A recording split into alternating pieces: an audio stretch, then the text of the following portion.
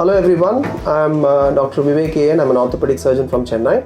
I'm going to be briefly discussing about vitamin D. Why vitamin D? Because there is so much of information, there is so much of misinformation and so much of questions about this vitamin D that we are getting from a lot of corners.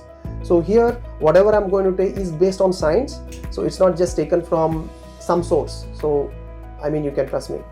So vitamin D is a very essential vitamin. Now vitamins are those things that are required in very small concentration in our body. There are basically two types, fat soluble and water soluble. B complex, vitamin C are all the water soluble ones. The fat solubles are A and D, A, D and EK, but A and D are very important. Now we are focusing on vitamin D. Now the sources of vitamin D, yes, the most important source for all human beings is the sunlight. And another information, this vitamin D our body cannot synthesize. There are certain vitamins our body can synthesize itself inside, but vitamin D is one of those things our body can synthesize, but with the help of certain things like sunlight. Whenever sunlight falls on our skin, the body has got a mechanism where it can convert the cholesterol in our blood into vitamin D. Now this vitamin D, couple of decades ago, it was known to participate only in calcium and bone mineral metabolism, what we say, related to bone and calcium. But over the period of time, with lot of research coming in, it was realized that this vitamin D participates in lots and lots of other important things that are happening in our body.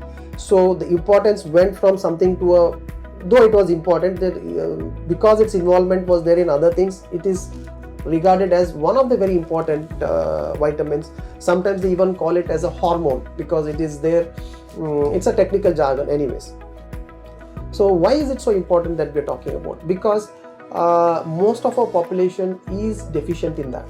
Various studies done in India itself say that in every age group, even in children, adolescents, young men and women, and in elderly, it is prevalent, meaning most of the people are deficient in that. That means what they require on a daily basis, they are not getting in the diet or from sunlight. We know the reasons why. Another thing is, it has got long-term implications, meaning if a person has been deficient in the vitamin D, it may lead to problems in future when they age up. At the same time, yes, their body is not at the ultimate. This vitamin D is like a catalyst. It participates in a lot. It helps your body systems to run smoothly.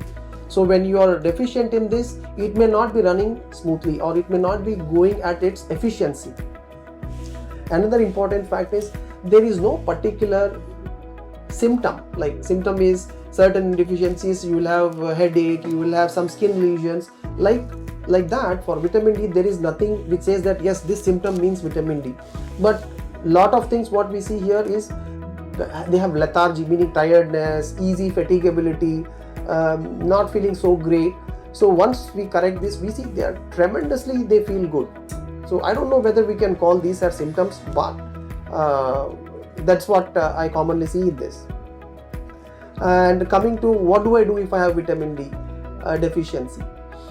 Best thing is you can do your research on what are the sources. Exposure to sunlight, yes, it is important, you can try that. But if you really want an answer, you need to consult your doctor, get a blood test done which measures the level of it. Or sometimes your doctor may decide, okay, you've not taken any supplements, your lifestyle is so and so, your food habits are so and so, he may give you a prescription, take this vitamin D course. So that is in brief about vitamin D.